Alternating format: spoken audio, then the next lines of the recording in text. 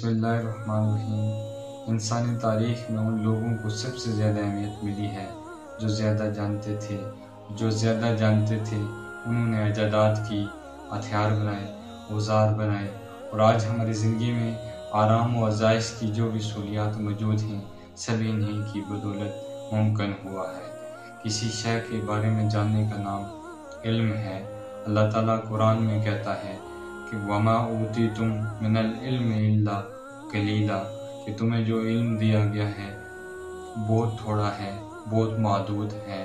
ہم کس چیز کو علم کہتے ہیں؟ ہم زندگی میں جن تجربات اور احساسات سے گزر چکے ہوتے ہیں وہ ہمارا ماضی ہوتا ہے، اور ہمارا ماضی ہی ہمارا تمام تر علم ہوتا ہے۔ مستقبل کا ہمیں کوئی پتہ نہیں ہوتا کہ کیا ہونے والا ہے۔ ہم حال میں بیٹھ کر ماضی کو دیکھ کر مستقبل کی پلاننگ کر رہے ہوتے ہیں۔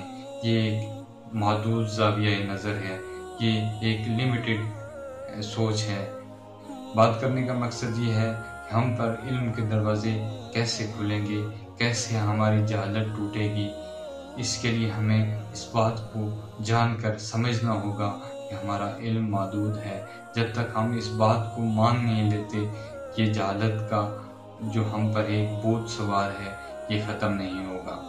کیونکہ ہم جب کسی چیز کو دیکھتے ہیں تو ہم اگر یہ جان لیں کہ اس کے بارے میں ہمیں سب علم ہے، پھر اس چیز کے راز ہم پر کبھی نہیں کھلیں گے۔ ہمارے نبی پاک صلی اللہ علیہ وسلم بھی دعا کیا کرتے تھے کہ یا اللہ مجھے چیزوں کو ایسے دکھانا جیسے ان کی حقیقت ہے۔ اللہ تعالیٰ سے دعا ہے اللہ تعالیٰ ہمیں صحیح معنوں میں علم عطا فرمائے، ہم اس حقیقت کو جان سکیں، سمجھ سکیں، وہ علم جس سے ہم دنیا اور آخرت کی بھلائیاں ہمیں نصیب ہوں۔ اللہ تعالیٰ سے دعا ہے کہ اللہ تعالیٰ ہمیں وہ سوچ، وہ نظر عطا فرمائے جس سے ہم حقیقت کو دیکھ سکیں۔